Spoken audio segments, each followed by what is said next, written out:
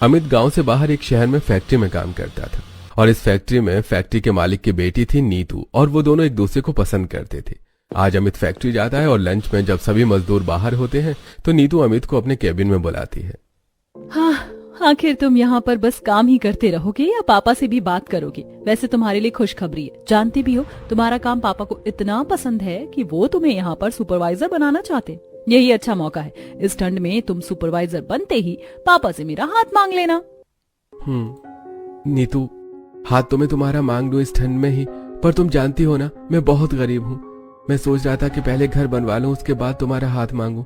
तुम खुद सोचो ना, जिसके पास ठंड का घर भी नहीं है उसके घर में कोई बाप अपनी बेटी को क्यों ही भेजेगा। मैं बहुत अच्छे से वाकिफ हूँ तुमसे, तुम्हारे परिवार से और तुम्हारे हालातों से। मैं पापा को समझा लूंगी, बस मैं जैसा कह रही हूँ वैसा करो। इतना बोलकर नीतू अमित को दिलासा देने के लिए उसे गले से लगा लेती है और तभी वहां नीतू के पिता सुरेश आ जाते हैं, जो अपनी बेटी को एक गरीब मजदूर के गले लगा देखकर उस पर जोर से चिल्लाते हैं। नीतू, तुम ये क्या कर रही हो? तुम्हें यही गरीब मजदूर मिला और तुम निकलो यहाँ से। कल से फैक्ट्री मत आना, तुम्हारा आज हिसाब किताब में शाम तक कर दूंगा और किसी के हाथ तुम्हारे घर तक पैसे भी भेज दूंगा। निकलो यहाँ से। पापा गरीब क्या इंसान नहीं होते? आप ऐसे कैसे अमित पर चिल्ला रहे हैं? मैं उससे बहुत प्यार करती हूँ, मुझे फर्क नहीं पड़ता अगर वो गरीब भी है तो।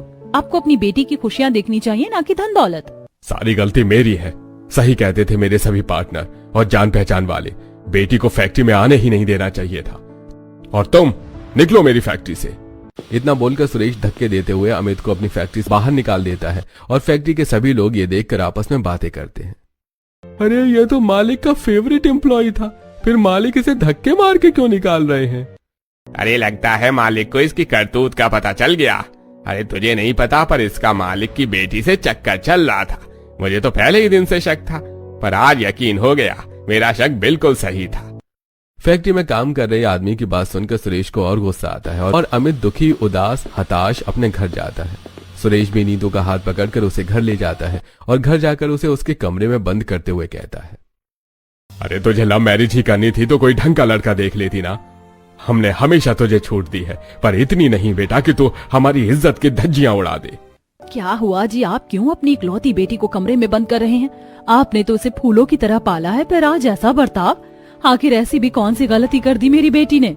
आशा के पूछने पर सुरेश सारी बात आशा को बताता है और देखते ही देखते रात हो जाती है। क्योंकि आशा एक माँ थी, इसलिए उसे अपनी बेटी के लिए काफी दुख होता है और वो अपने पति से कहती है, सुनिए, रात होने को है, ठंड का मौसम है, हमारी बच्ची कमरे में ठंड से कांप रही होगी। उसने खाना भी नहीं खाया, आप दरवाजा खोल दो, मैं उसे खाना खिलाकर सुला देती हूँ। एक दिन भूखी रहेगी तो मर नहीं जाएगी। और उसके कमरे में कंबल रखा है, तुम ज्यादा फिक्र मत करो उसकी। उसके लिए अब मैं लड़का देख रहा हूँ और एक हफ्ते के अंदर उसकी शादी कर दूंगा। सुरेश गुस्से में अपनी बेटी के कमरे का दरवाजा भी नहीं खोलता। तो वहीं अमित जब शाम को अपने घर जाता है तो उसको दुखी देखकर सब उससे उसके दुख का कारण पूछते हैं और सच जानने के बाद उसके घर वाले उसे ही डांटना शुरू कर देते हैं। सुन रहे हैं जी, ये पागल हो गया है। अमीर घर की लड़की लेकर आएगा इस घर की बहू बनाकर, और इसके पीछे ही इसने काम से भी हाथ धो लिया है। रहने के लिए हमारे पास घर नहीं है, खाने को सही से पैसे नहीं है, और ये अमीर घर की लड़की को इस घर की बहू बनाएगा। देवर जी, माँ जी बिल्कुल सही कह रही हैं। आप अपने प्यार को भूल जाओ। अगर इस घर में अमीर घर की लड़की आ गई ना तो हम सबको उसका नौकर बनना पड़ेगा। तो भी वह इस घर में एडजस्ट नहीं कर पाएगी। कहीं ऐसा ना हो उसके आते ही हम बेघर हो जाएं या हमारा घर टूट जाए। अरे बस करो तुम लोग, ठंड में भी चैन नहीं है। मेरे बेटे ने प्यार ही तो किया है। अगर भगवान ने इनकी जोड़ी बनाई होगी तो किसी भी हाल में ये दोनों एक ही हो जाएंगे। इसलिए अब ज्यादा मत सोचो। और बेटा, नौकरी गई है, किस्मत नहीं। तू कोई दूसरी नौकरी देखना। तू बहुत मेहनती है, तुझे कहीं और अच्छा काम मिल जाएगा। तू हार मत मानना। विनोद अपने बेटे का पूरा साथ देता है। कुछ देर में पूरा परिवार एक साथ खाना खाकर सोने की तैयारी में लग जाते हैं और जब कमरे में अमित अपने भतीजे राजू के साथ सोने की कोशिश कर रहा होता है तभी नीतू का फोन आता है। अमित, पापा मेरे लिए लड़का देख रहे हैं। वो मेरी शादी कहीं और करवाएं, उससे पहले हम कर लेते हैं। तुम अभी इसी वक्त मुझे फैक्ट्री के पीछे वाले रास्ते पर मिलो, मैं घर से भाग रही हूँ। नहीं नीतू, तुम इतना बड़ा फैसला अकेले मत लो। हमें थोड़ा अपने घर वालों को समय देना चाहिए। क्या पता तुम्हारे घर वाले मान जाए। जिस बाप ने इस ठंड में अपनी बेटी को कमरे में बंद कर दिया हो और एक बार भी देखने के लिए नहीं आए, तुम्हें क्या लगता है कि वो खुद चलकर मेरा हाथ तुम्हें दे देंगे? बिल्कुल भी नहीं। उन्हें मुझसे ज्यादा अपनी मान मर्यादा से प्यार है, इसीलिए मैं घर छोड़कर आ रही हूँ। अगर तुमने भी मेरा साथ नहीं दिया तो मैं खुदकुशी कर लूंगी। अमित नीतू को खोना नहीं चाहता था, इसलिए उसे कुछ समझ नहीं आता और वो बिना किसी को बताए फैक्ट्री के पीछे वाले रास्ते में 1 घंटे के अंदर पहुंच जाता है, जहां नीतू अपना कुछ जरूरी सामान लेकर उसके पास आती है और सुबह होते ही वो दोनों एक मंदिर में जाकर शादी कर लेते हैं। शादी के बाद अमित नीतू को लेकर घर आता है तो न सिर्फ घर वाले बल्कि उसके पड़ोसी भी हैरान रह जाते हैं। अरे बहन देखो तो जरा, अमित ने भागकर शादी कर ली है। मुझे तो यकीन ही नहीं हो रहा अमित ने ऐसा काम किया है। अमित तो कितना संस्कारी है। पता नहीं आजकल के लड़कों को क्या हो गया है, लड़कियों के लिए मर मिटने को तैयार है। अरे बहन, कौन लड़का ऐसी लड़की से शादी ना करने को मरे? जानती भी हो लड़की कितनी अमीर है। ये वही लड़की है जिस फैक्ट्री में अमित काम करता था। नालायक निकम्मे, ये तूने क्या किया? देख रहा है लोग कैसी बातें कर रहे हैं। कहाँ रखेगा अपनी बीवी को? इस झोपड़ी में जो अपना महल जैसा घर छोड़कर आई है। शांति अपने बेटे को डांटते हुए सिर पकड़कर वहीं पर बैठ जाती है, जिसके बाद निशा आरती की थाल लेकर आती है और सूरज अपनी माँ से कहता है, माँ शांत हो जाओ, अगर तुम ऐसे ही ड्रामा करती रहोगी तो तुम्हारी बची कुची इज्जत भी चली जाएगी। निशा खड़ी खड़ी क्या देख रही हो?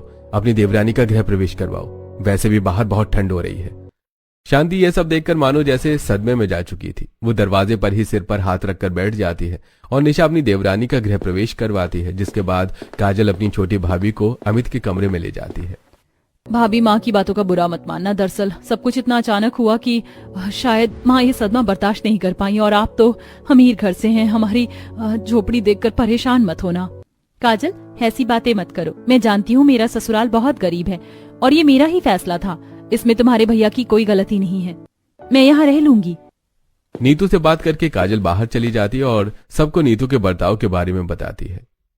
भाभी, भैया, पापा, आपको पता है भाभी बहुत अच्छी है। माँ, तुम दुखी क्यों हो रही हो? जब भाभी को यहाँ रहने में कोई परेशानी नहीं है तो तुम क्यों इतना सोच रही हो? भाभी बड़े घर से हैं और समझदार भी। शांति, अब इस बात को गांठ बांध लो कि वो तुम्हारे छोटे बेटे की बीवी और इस घर की बहू है।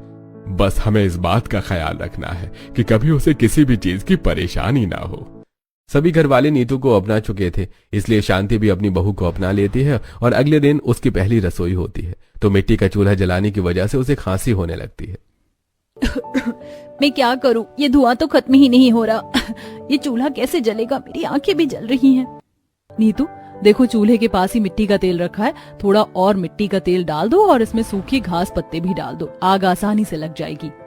निशा अपनी देवरानी को मिट्टी का चूल्हा जलाना सिखाती है, जिसके बाद नीतू खुद खाना बनाने लगती है और ये देखकर सभी घर वाले हैरान हो जाते हैं। बहू, खाना बनाने में तुम एक्सपर्ट हो। कितनी सुंदर गोल रोटी बना रही हो। माँ जी, मेरी माँ चाहती थी कि मैं कारोबार के साथ घर के काम भी सीखूं, इसीलिए उन्होंने मुझे घर के सारे काम सिखा रखे हैं। बस मिट्टी का चूल्हा पहली बार जलाया है, इसीलिए परेशानी हो गई थोड़ी। नीतू को अच्छे से खाना बनाता देखकर सभी घर वालों को काफी अच्छा लगता है। इसी तरह कुछ हफ्ते बीत जाते हैं और साथ ही ठंड भी बढ़ने लगती है। ऐसे ही एक रात जब पूरा परिवार अपने बिस्तर बिछाकर सो रहा होता है तो राजू को काफी ठंड लगती है और वो अपने माता पिता से कहता है, माँ, हमारे कमरे की दोनों खिड़की टूटी हुई हैं। कितनी ठंडी हवा आ रही है अंदर। मुझे यहाँ बहुत ठंड लग रही है। मैं दादाजी के पास जा रहा हूँ सोने।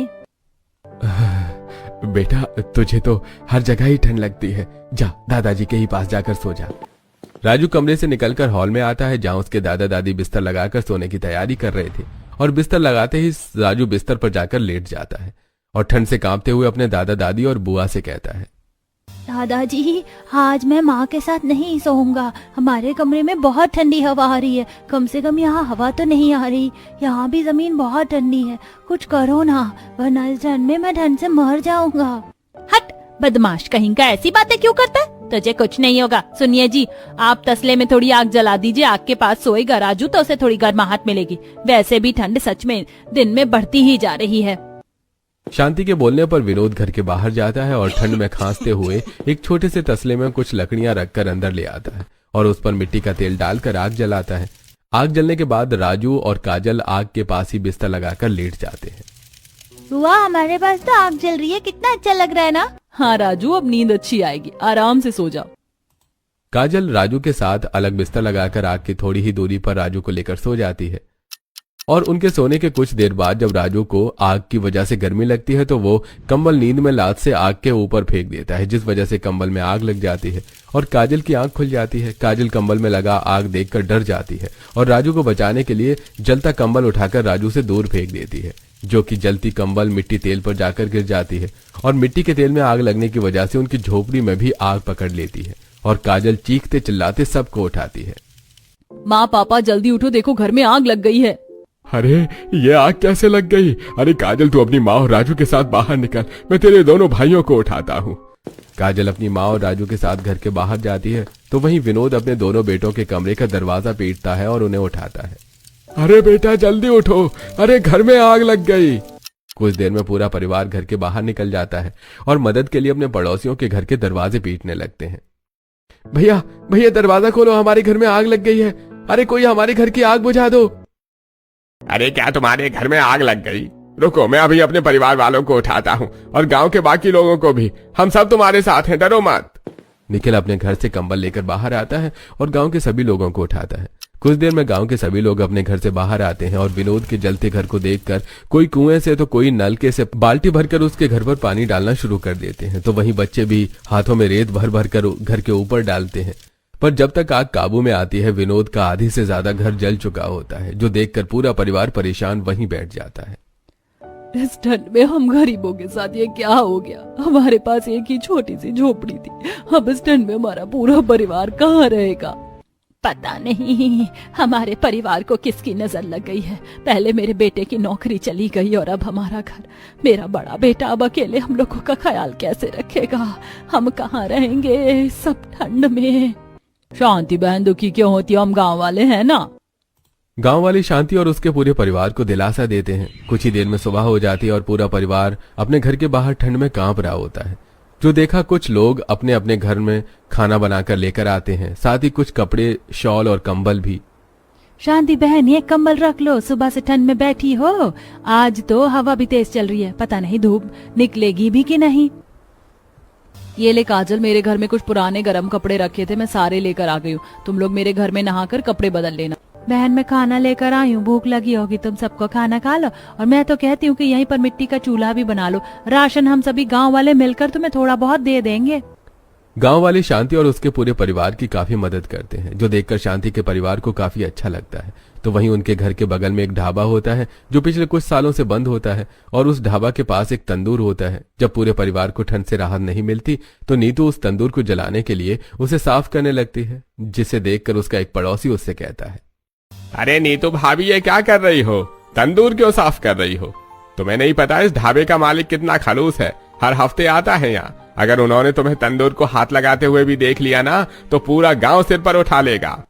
बहू रहने दो इस तंदूर को, आग तो आगे जलानी ही है, वो तो बाहर खुले में भी जल जाएगी। अब तो आग जलाने में भी डर लगता है, इसी आग की वजह से आज इस ठंड में हमारा पूरा परिवार बेघर हो गया है। शांति के कहने पर नीतू तंदूर साफ करना बंद कर देती है। देखते ही देखते रात हो जाती है और पूरा परिवार ठंड से कांप रहा होता है। कितनी ठंडी हवा चल रही है, कहीं मेरा बेटा बीमार ना पड़ जाए। आंटी सच में बाहर बहुत हवा चल रही है, आप लोग मेरे आंगन में सो जाओ।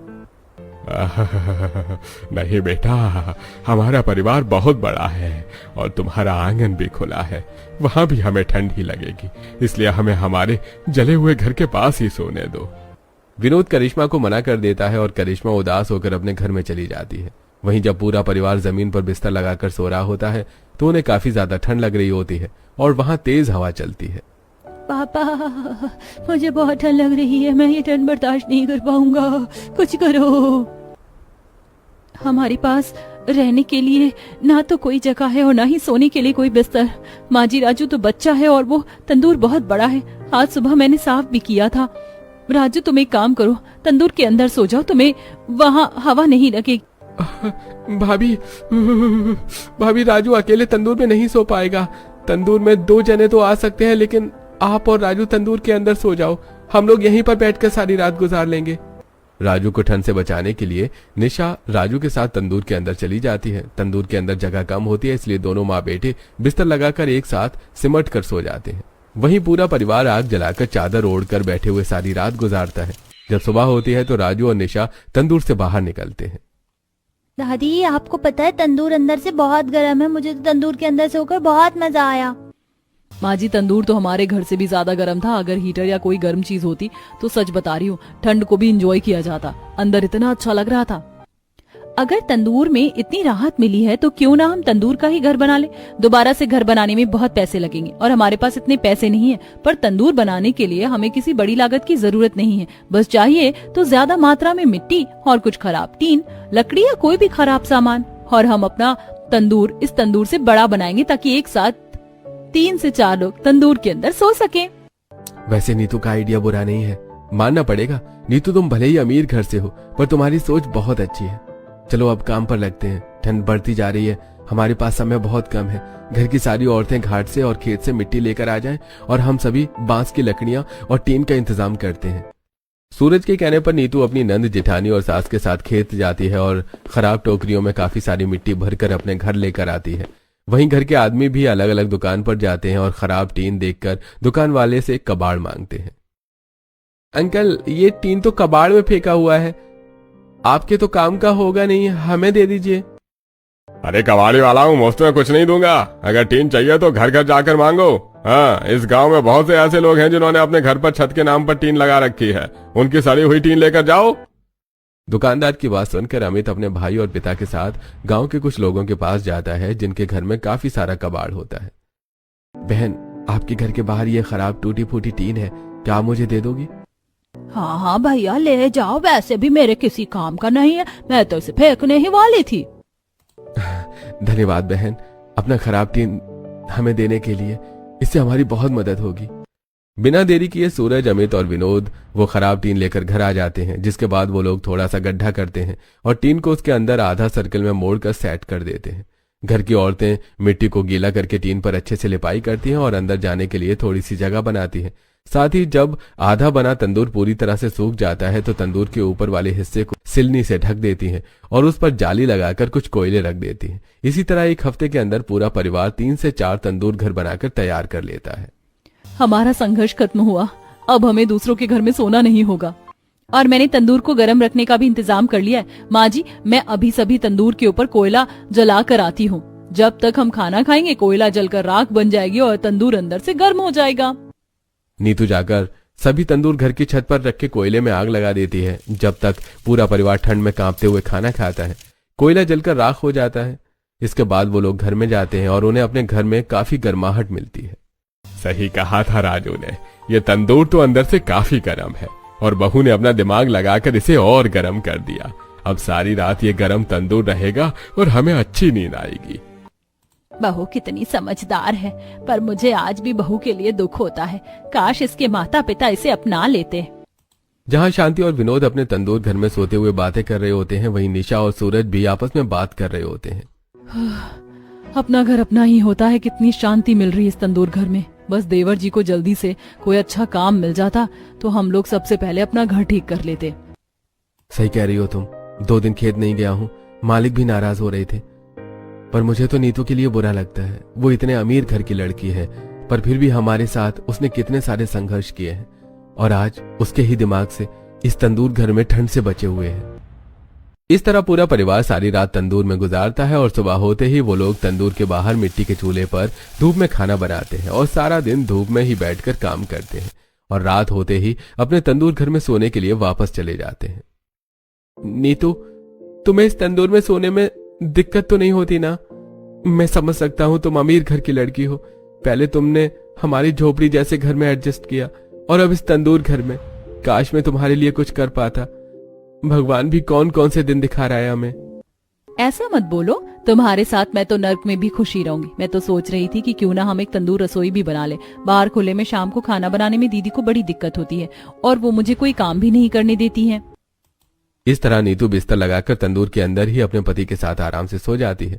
देखते ही देखते कुछ हफ्ते और बीत जाते हैं और पूरा गांव शांति के परिवार को रात को तंदूर के अंदर सोता देखता है। तो उन सबको ये देखकर काफी हैरानी होती है और सभी गांव वाले ये देखकर आपस में बातें करते हैं।